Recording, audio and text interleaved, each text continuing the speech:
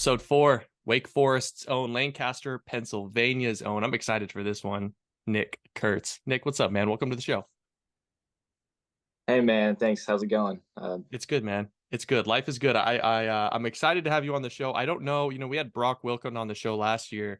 I'm trying to figure out whether or not you two are the most powerful, like most raw power we've ever had on the show. So I'm gonna kick it off with this. I've never done this. I've never started this show off with this question. Who's got more raw power, Nick Kurtz or Brock Wilken? I do. I tell him that every single day. Atta Hitting baby. BP, I kind of hit balls further than he is every day. Atta baby. All right, Nick Kurtz, Lancaster, Pennsylvania. Let's start the show. Tell everyone who Nick Kurtz is, man. What are you about on the field? What are you about off the field? Yeah, I'm Nick Kurtz, obviously. I'm from Lancaster, Pennsylvania. Small town in Pennsylvania near about 45 minutes out from Philly. Decided to come to Wake when I was just about a freshman in high school. So a long time coming, long time before I actually got to Wake. I actually committed as a pitcher to Wake. Fun fact, not many people know that.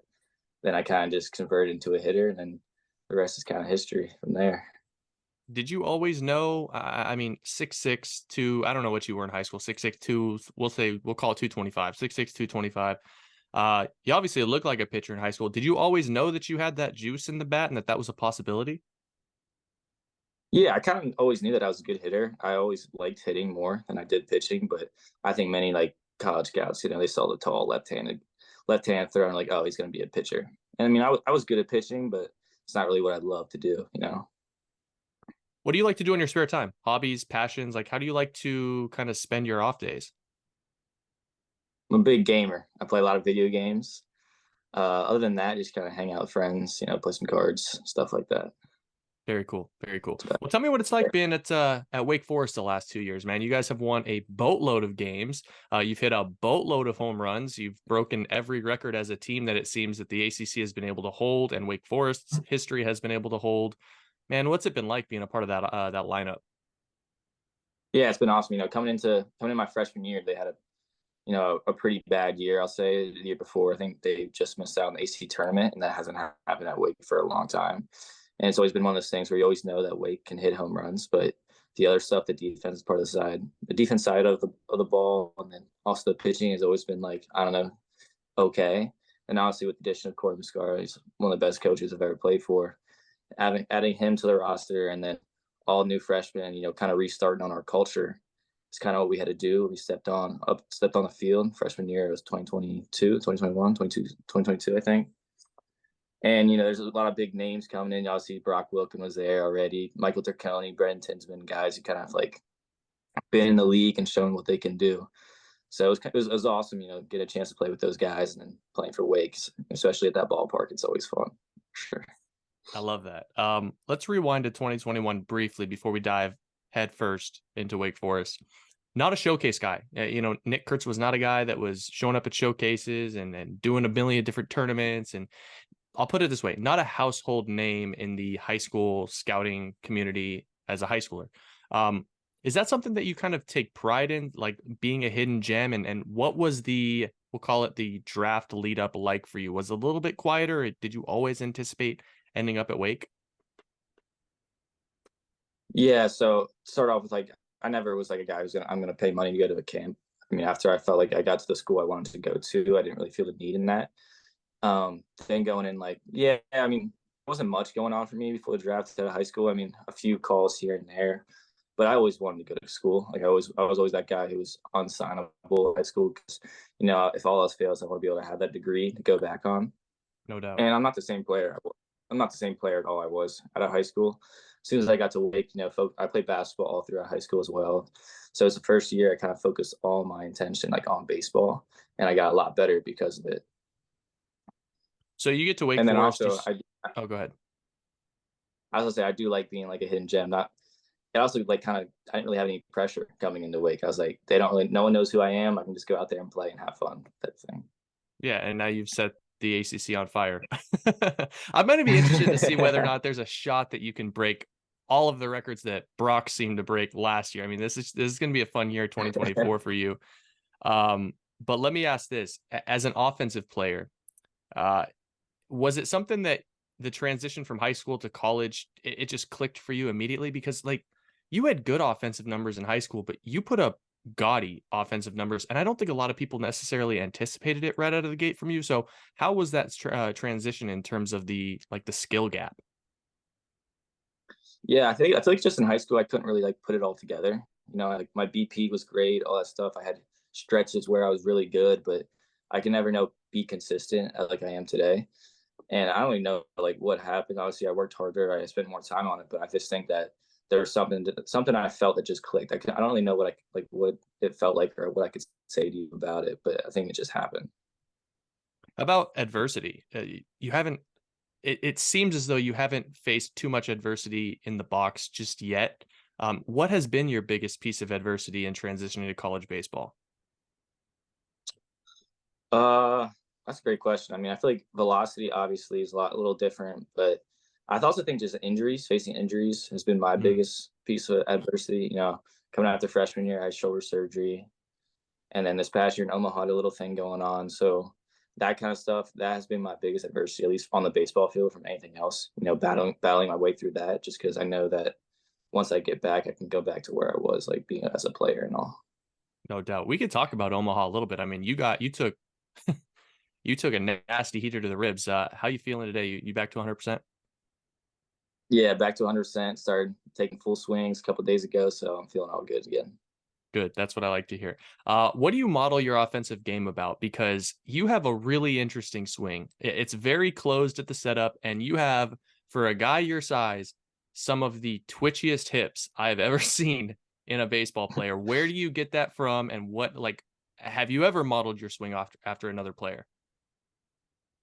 No, I mean, I don't think I really modeled after someone. I was just kind of guy like I don't like striking out.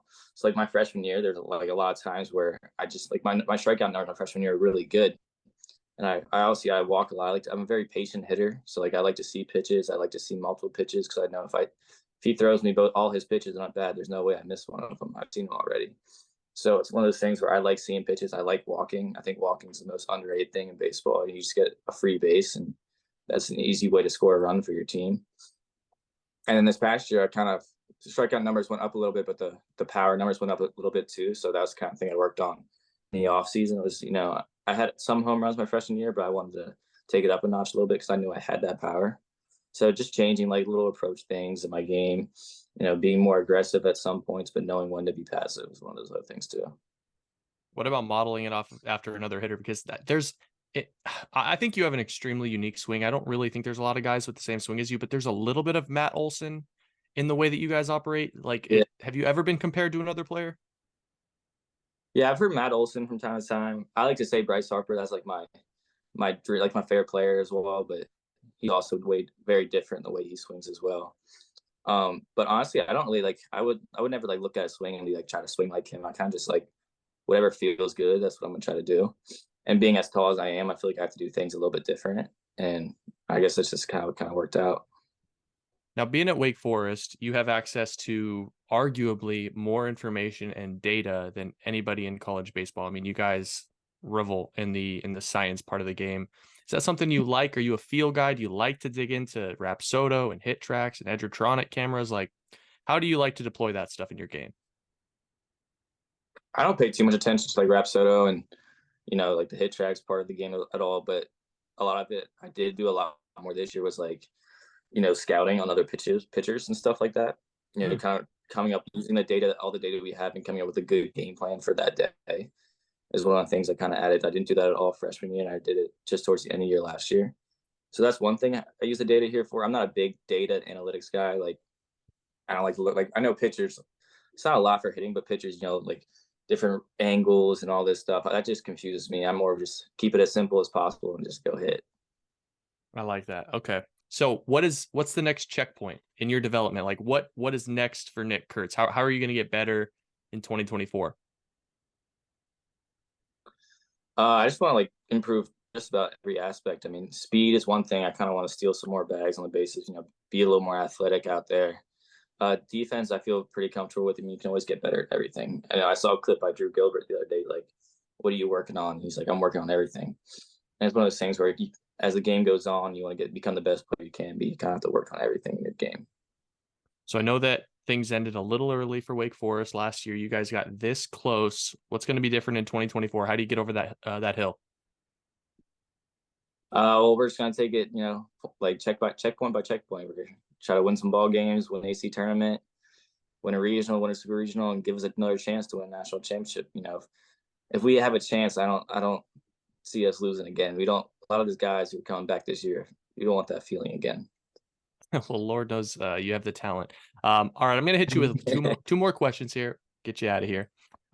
Nick Kurtz, you got one walk-up song for the rest of your career. Mm-hmm. I mean, you got to choose one for 25 more years. What's the one song you're comfortable saying that you would pick for the rest of your career right now? ABG by Quando Rondo. It's my walk-up song this past year, and it felt right. It felt good. So like, the crowd gets into it. It's pretty cool. So that's one of them I could definitely play for the rest of my life. Yeah. I have no idea what that is, but I'll check it out.